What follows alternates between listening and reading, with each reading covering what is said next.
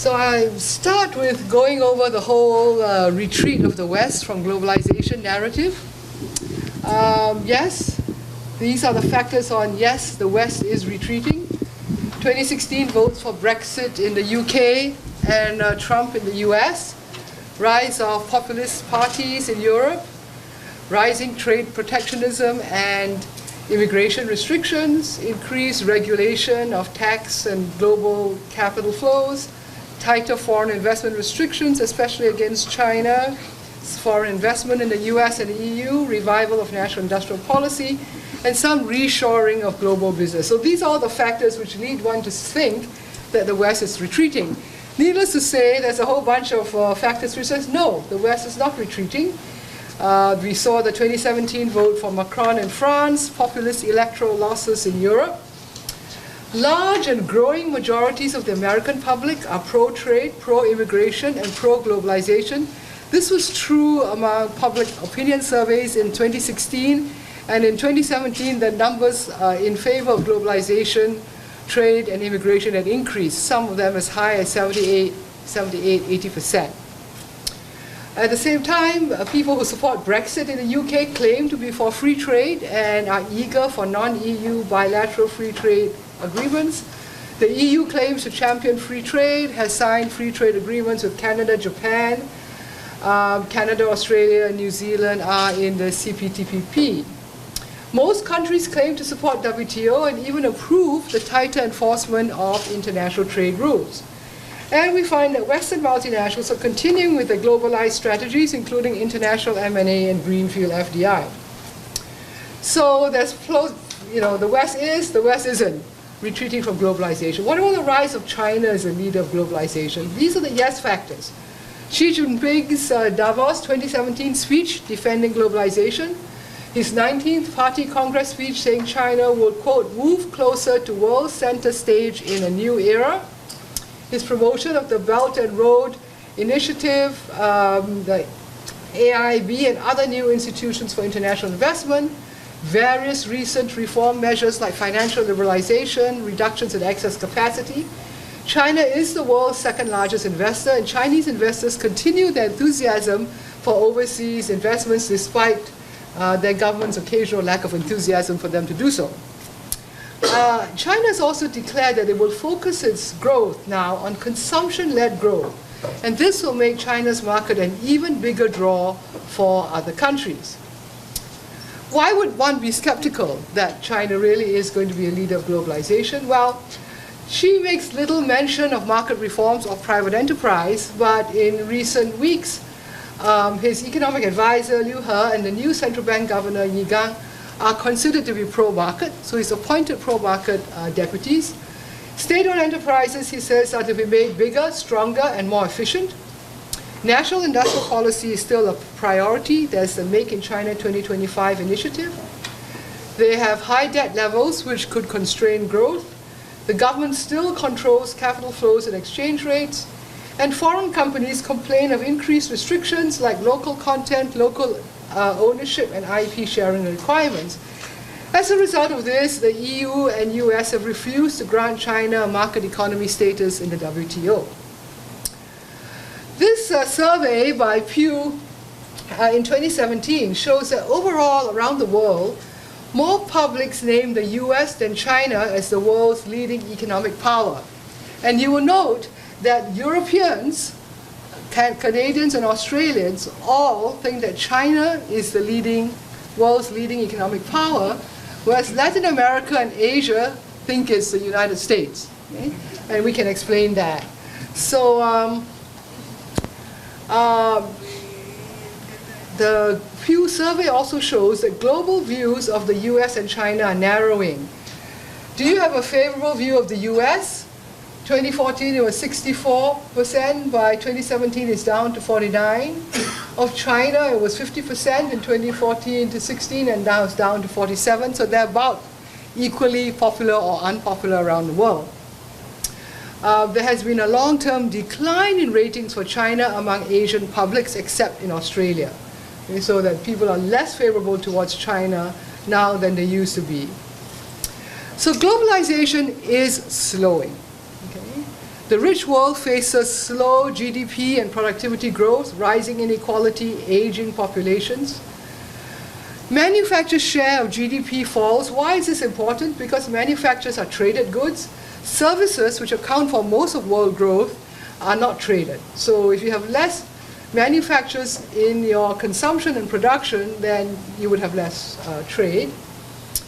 Multilateral trade liberalization has stalled since 1994, and there's rising protectionism. And there are national or regional regulations that restrict free capital flows. And we all know about the retreat from liberal immigration policies in Europe and the US. So here's a picture from my life about the change in globalization. Around 1990, the MBA students at the University of Michigan Business School, those who had come there to study Asia, set up something called the Asia Business Conference. It was the first such conference at any business school in the United States. Harvard copied us 2 years later. And you will see when we came back for reunions that the people who started it and who continued it for about 10 or 15 years were all white Americans. Okay? They came to Michigan to study Japanese, Chinese, Indonesian, Thai, etc., because we've been teaching these languages for 80 years or something.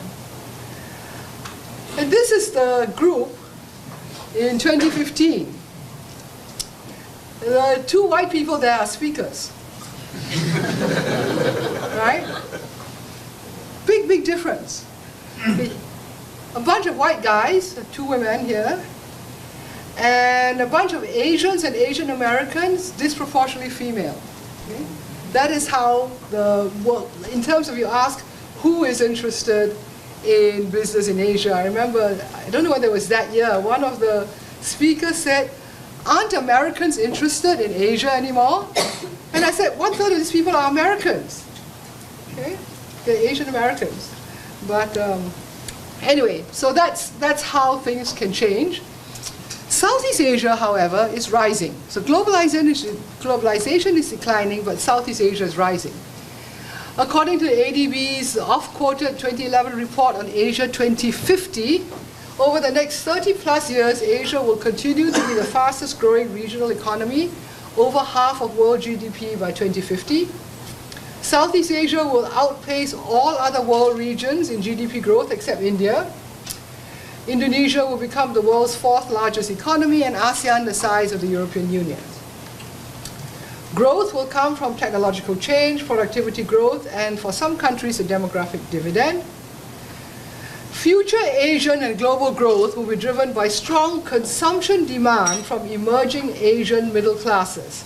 And I quote from the ADB report, "Emerging Asian middle classes will overtake and substitute for the tapering and eventually declining share of global middle class demand now dominated by advanced countries." So it's Asian consumption which is going to drive economic growth. What are the implications for Singapore? First, Singapore's colonial and post-colonial role as a comprador for multinational corporations, an agent, declines, right? Why? Multinationals will retrench globally to consolidate in large final markets. They are enabled by technology to reach end clients directly. Singapore likes to be a hub of everything, but because of technology, we're getting a pattern of distributed networks rather than hub and spoke arrangements. You can bypass the hub. Technological convergence reduces less developed countries' need for more developed intermediaries. You don't have to come to Singapore to go to Indonesia, just go there direct. So the rise of China does not substitute for any retreat of the West, because China is much more likely to directly engage with Southeast Asia due to its geographical proximity, size, presence, income level similarity, cultural, political assets, highly entrepreneurial and technologically advanced businesses, and rapid learning. China doesn't need us. They like to do things themselves, number one. Number two, it's not clear we possess anything that can help them. We do not have the deep cultural knowledge of our neighbors needed to be an effective bridge. So here's a quote from one of the co-founders of Alibaba, of Lazada, now Alibaba. We have deep knowledge about the regional marketplaces. We know the complexities that are in each market, which can't easily be replicated. I don't think knowing how to do business in Singapore is in any way relevant to how you build your business in the Philippines or Indonesia. It's not only differences between people and languages that makes it difficult to operate in Southeast Asia. There's the challenge of setting up the infrastructure in each country for logistics, delivery, understanding how the local languages can impact the way internet searches work. So what have I said so far? There is a slowing growth in globalization. Southeast Asia happens to be the second most rapidly growing large part of the world. That's where everybody will be going, including China, and it's not clear that we have any advantages to offer in this. Here's a minority race Singaporean successful tech entrepreneur in Silicon Valley. Successful tech entrepreneur means you sold out your first one, and second one. And he says, Singaporeans have been living in a multicultural society for what, 40 odd years? Of course it's more. Yet I doubt a random man on the street would know another race's religious traditions or language. The multiculturalism in Singapore doesn't run deep. So if you don't even learn about your own countryman's traditions, how are you going to learn about Indonesian or Vietnamese traditions? I sort of sounded him out on a lot of these things. He said, I just don't buy it. Singapore just doesn't have the assets, the cultural assets to work in this region. And here's what DPM Tharman said. Never forget that growing up as a minority is different than growing up as a majority. It is different. Never pretend it's the same. It requires extra action, extra empathy, and that sense of sharing the same boat together. So this brings me to my Linda Lim's Laws of International Business, which I have sold to countless generations of business students. 1, always see the world through the eyes of the other. 2, everyone's a minority in international business, by definition, right? You're going somewhere where you don't rule the place. So I've been saying this for years, and then last couple of weeks ago I invited this Singaporean anthropologist to Michigan to teach Chinese SOE executives on Indonesian history and culture, about which I will be mentioning more later. You get a standard anthropologist thing, which is, you always see another country through the lens of your own, he was telling these Chinese executives. And you will understand difference when you see how your own country is different.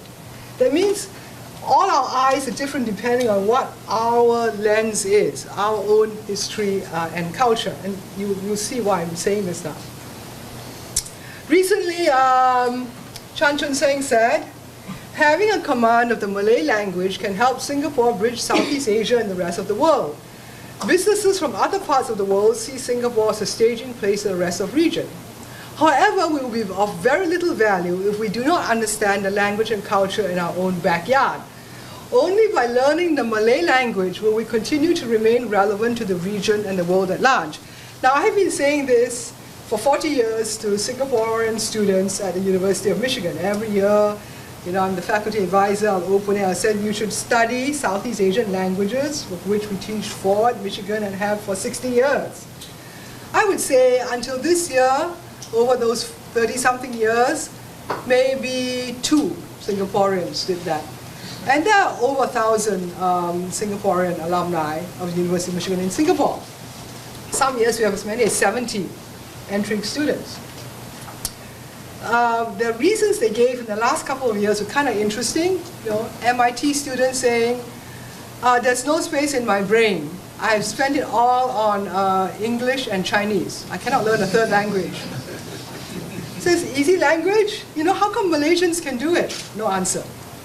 Another Singaporean, I'm sorry to say, graduate student at the University of Michigan, said, oh, soon there's going to be a chip you can insert and then you'll just understand everything. Okay? Totally very bad. Anyway, this year, for the first time, and after I stuck out, there are 3 Singaporeans, 1 undergraduate and 2 PhD students studying first year Bahasa, Indonesia, and it's not because I told them to, I didn't know that they were doing that. So maybe slowly the market emerges. But I mean, 30 over years, Singaporeans refuse to learn. My American students, on the other hand, would not think of doing business in China and Southeast Asia without learning the languages. So here's a bunch of guys who came to Michigan to study Chinese. You wouldn't work in Shanghai if you didn't know Chinese. Okay? And they're all totally fluent. Some of them, like the big guy in the green shirt, he's in procurement. Then he will always try and make deals on the phone because nobody can tell that he's not a Chinese. Then when he shows gonna price gets a better price. Okay? So these are like serious. A bunch of guys who speak Thai in Bangkok 10 years ago. Okay? It's nothing new. In Singapore, all these guys speak Chinese. From left to right, they also speak Vietnamese and then Thai. Okay? Singapore, I think, should be more than a bridge. We need to be part of the destination. We have to stop thinking of ourselves as something connecting A and B, the in-between. Right? The Southeast Asian middle-class consumer market is what I call the destination.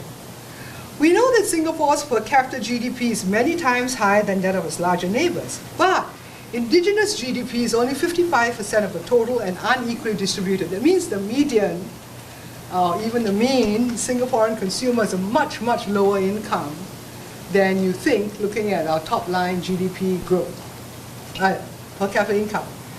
Southeast Asian primate cities, Jakarta, Manila, Bangkok, typically have incomes 2 to 3 times the national average, also unequally distributed. So, mid to lower income Singaporeans, the majority, may be expected to consume at price points similar to millions of big city dwellers in Southeast Asia. Products and services developed for them, for us, can find a market in neighboring countries. Now on to China and the One Belt, One Road. Okay, everybody's seen this picture. Okay.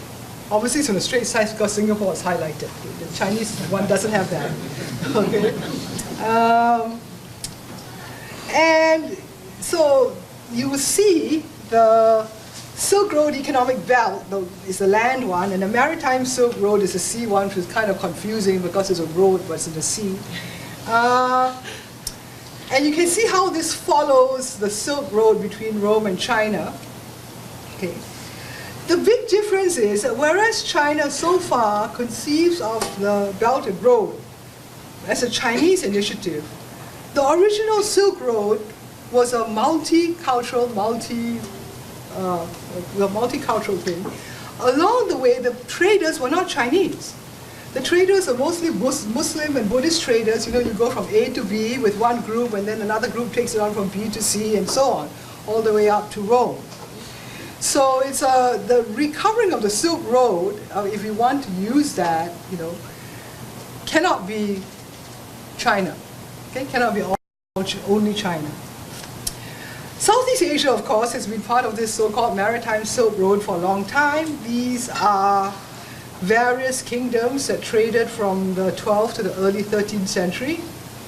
There's all this work by John Mixick and others on Singapore and the Silk Road of the Sea. Singapore has always been part of this, with ups and downs, part of this Silk Road, so-called, between China and Europe.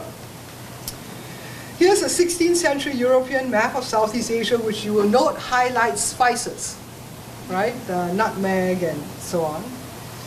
Here's an 18th century Chinese map of Southeast Asia. Okay.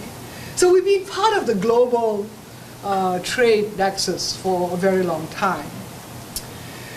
Geography is destiny, so we know where we are. The question is, do we know who we are? Okay? And who you are is important in terms of how you see the world. Remember, Hui Yu Feng, and you always see the world through your own lens, and how other people see you, and what assets you can deploy in this whole. So, I would start with the history of my own family.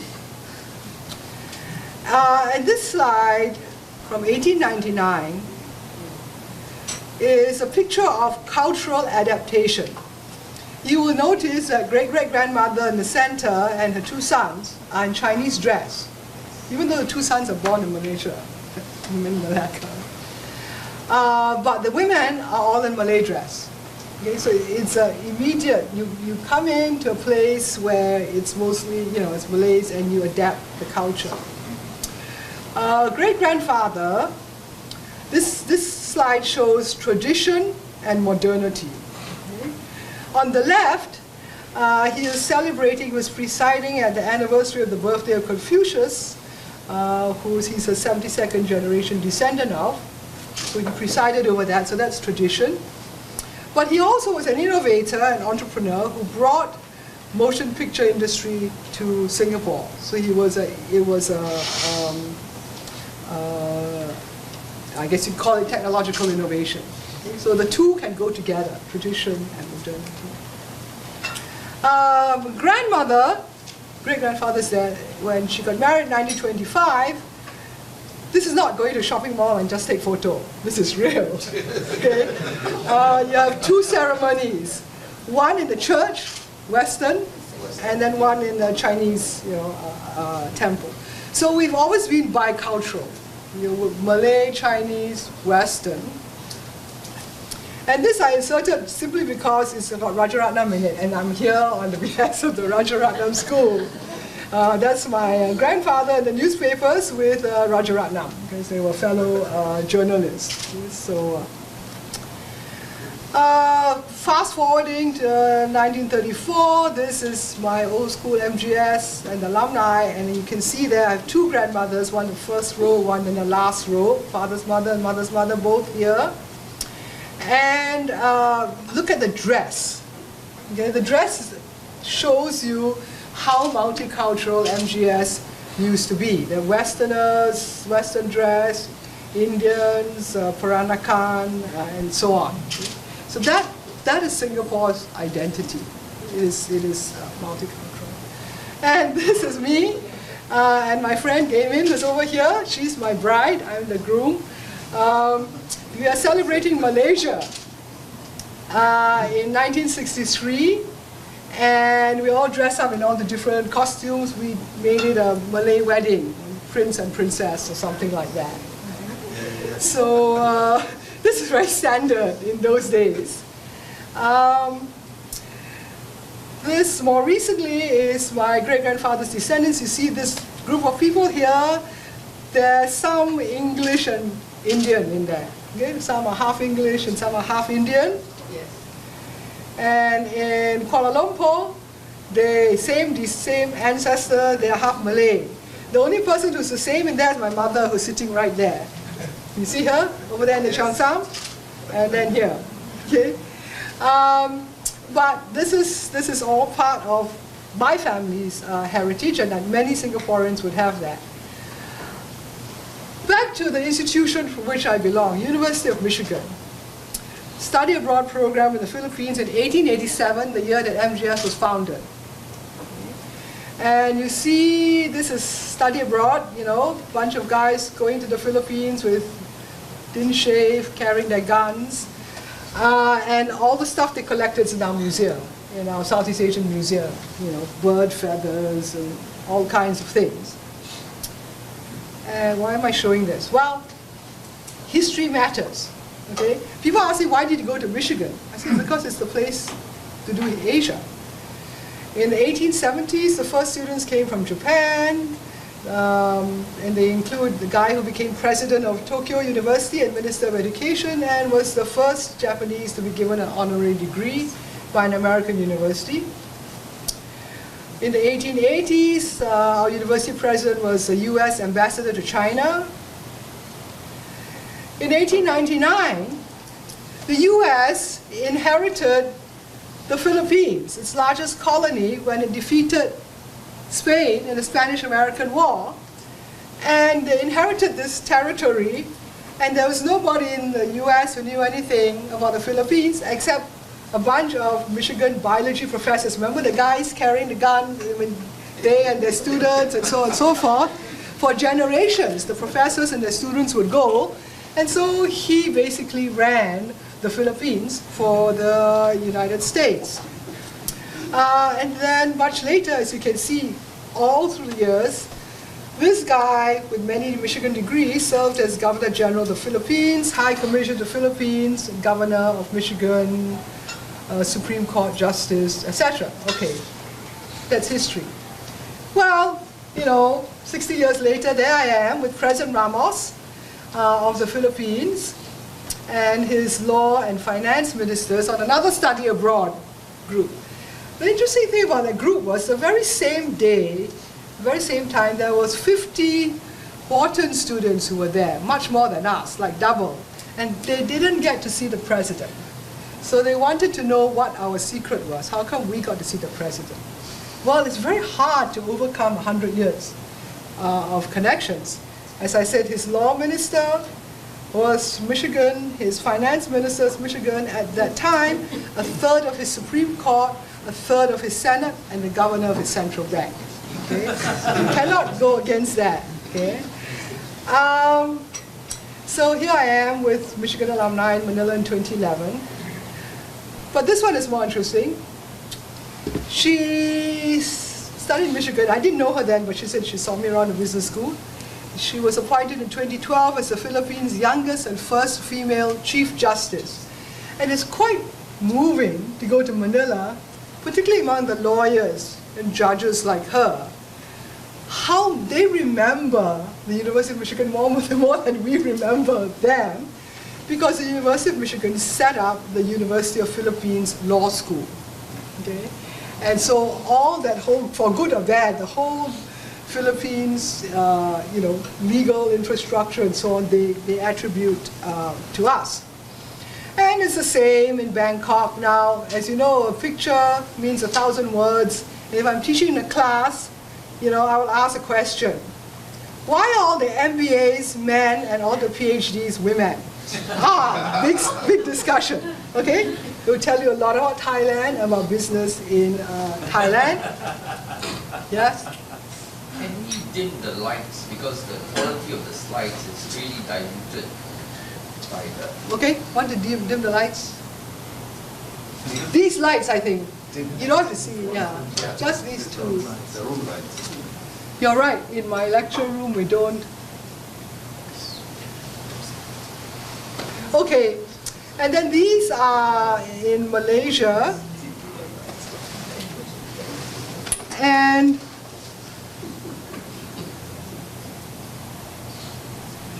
here you have to ask, why are all the PhDs Malays and all the MBAs Chinese?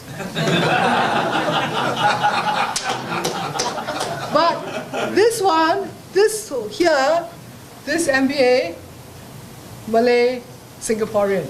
Okay, so that's the two Singaporeans are on the right here. So I'm just showing to give you a sense of the region, right, and sort of the diversity and the things you learn. This is a bunch of Indonesian students in my house, and I can also go through each of them and tell you some story about what I learned. Then you have cosmopolitan cities like Shanghai. Again, as I said, you see some of the same guys in here. Shanghai is now a place where people from all over the world gather, right? They all speak Chinese, right? We all have to learn Chinese to speak there.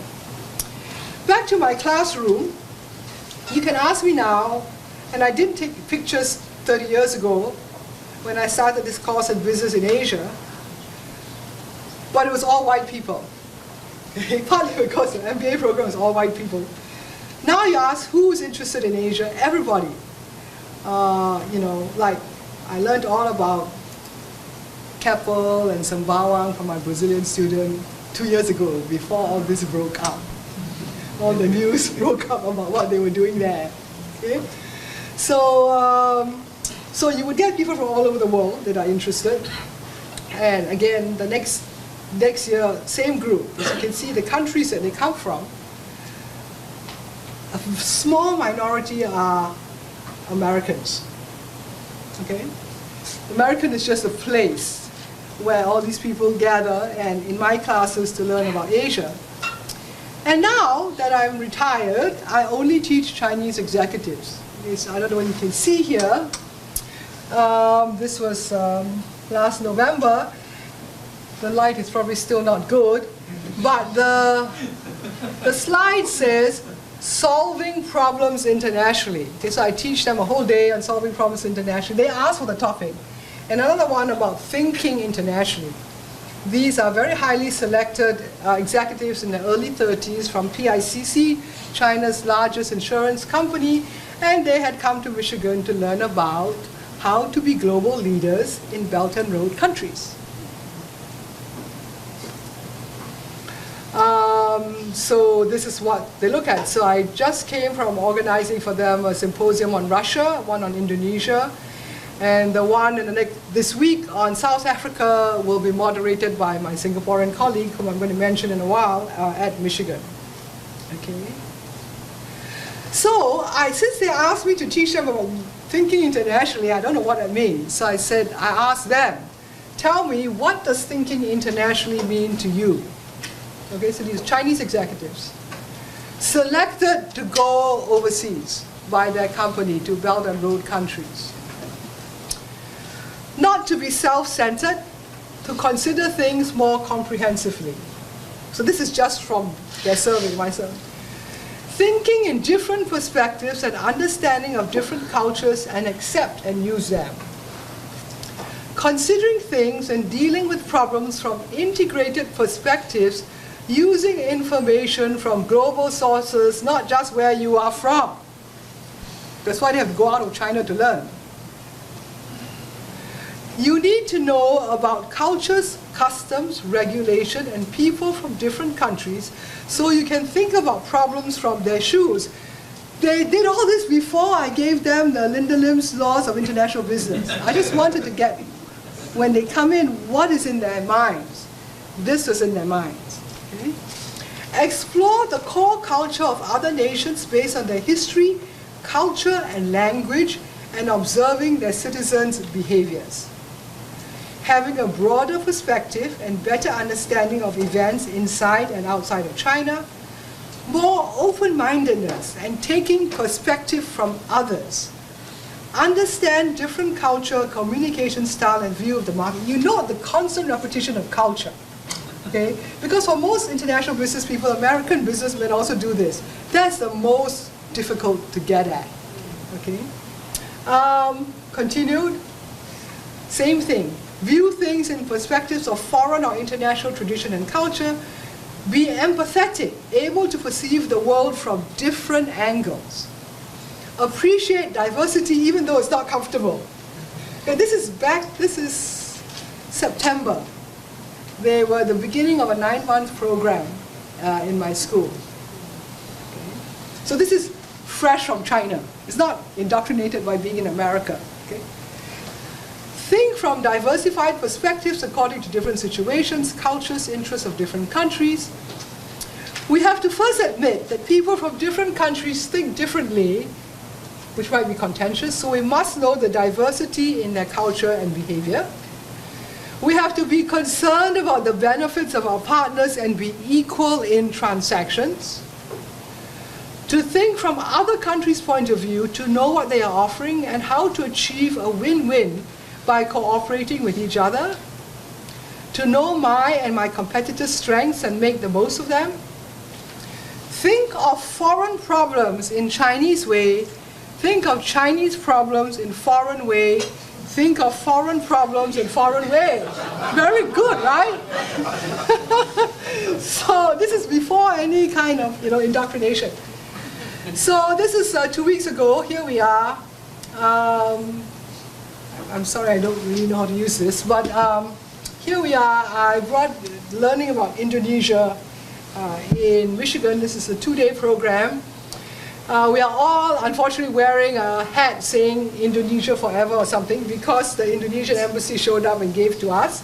And our alumnus, distinguished alumnus, a former minister over here, and the president of our Alumni Association Jakarta, a Chinese Indonesian who didn't speak any Chinese until he went to Shanghai to learn for a year and then set up a business there, and he has 7 joint ventures with Chinese companies in Indonesia, mainly doing mining. Okay?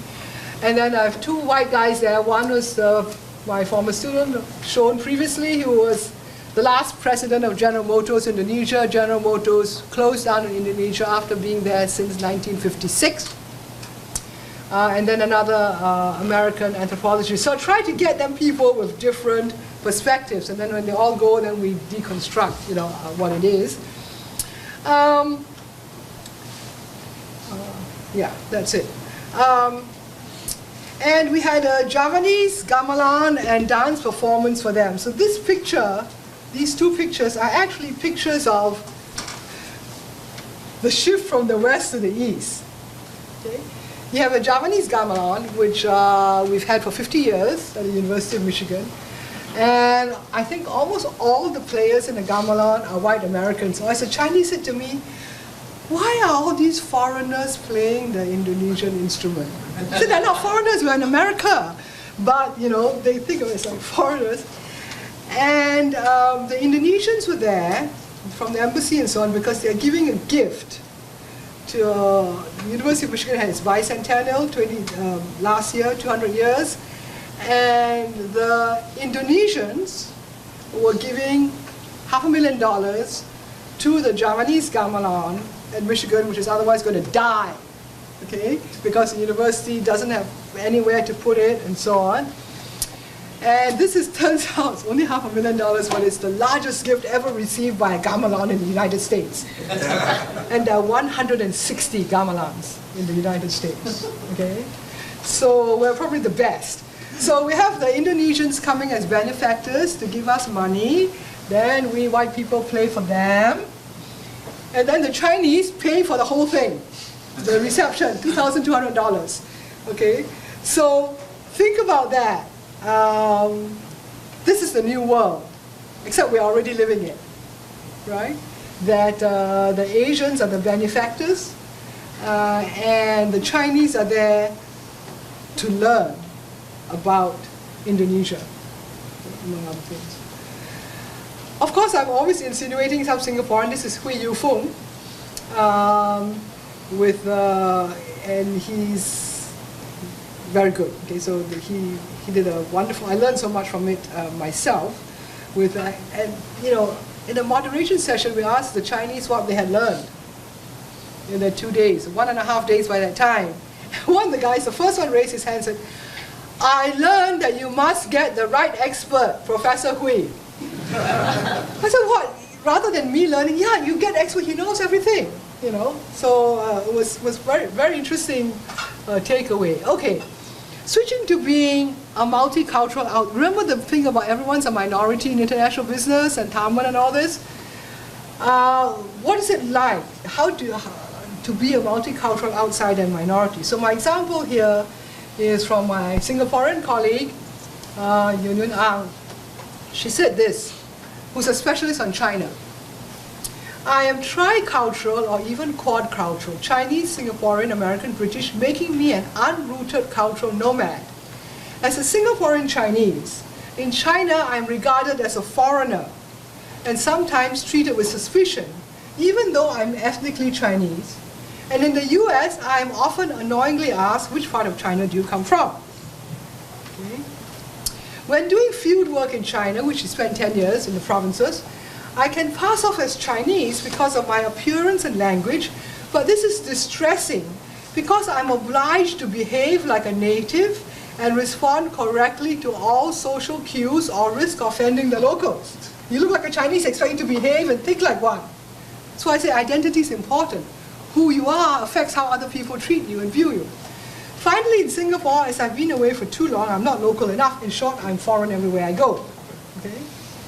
But as a result of existing in the crevices of cultures, I see the Chinese context through Western eyes and the Western context through Chinese eyes, which is almost exactly like one of the students, the executives' comment, Forced to always adapt to my surroundings, I take nothing for granted. Hence, I notice things that my Chinese assistants will regard as normal, boring, and not worth a thought. Okay, this is the advantage of the outsider, which, as you know, the overseas Chinese have had in Southeast Asia for like 300 years. So this is her book. It won Peter Katzenstein Book Prize, which is a big thing in political economy, for outstanding first book. It was named by Foreign Affairs as one of the best books of 2017, the only one on China. Foreign Affairs is one of the most influential journals in American circles, distributed to every member of the US Congress. Chinese summary of a book published in a liberal paper based in Shanghai was read more than 160,000 times. Maybe that's not a lot in China, I don't know. Okay. And among its top hits. And immediately it was published. Within 3 days she was invited to China, and within 2 weeks she was there. Okay. She was invited to speak at centers in China's State Council, gave a keynote speech at an international seminar with China's bilateral and multilateral partners. The Chinese wrote a detailed policy memo on her book. And she was invited to give policy advice. Okay? She said, well, I didn't even know, they saw all these policy implications of my book, I didn't even know, but nonetheless. So why do I present it? Well, because this is the overwhelming mainstream narrative in the West about the rise of China. Like all kinds of books are all saying the same thing. Okay? When Pax Britannica gave way to Pax Americana, the transition was peaceful. A repeat is unlikely, says Dr. Corey Shaker of the International Institute of Strategic Studies, London, and the author of Safe Passage. She's a protege of Condoleezza Rice and came from Stanford to London. Is China the next hegemon? President Xi Jinping appears to challenge the US frequently and deliberately, clearly telegraphing that China wants different rules. She points to the One Belt, One Road initiative, a plan to establish a China-centered global trading network that would extend to Western Europe, Northern Africa, and Australia, under which Beijing would make loans to countries that need to expand their infrastructure. She also cites Beijing's aggressive maritime claims, most prominently in the South China Sea. And she says the Chinese initiative has served unintentionally to highlight the attractions of the American-led international order. Quote, the rules we establish are advantageous not only to us, but also foster prosperity and peace for other countries. The rest of the world sees its interests advanced by sustaining the current system, and the US rarely has to enforce the rules. That isn't true for China. It claims One Belt, One Road is mutually advantageous, but other countries' concerns about sovereignty and what happens if loan terms aren't met may yet stall China's ambitions. And she came up with this.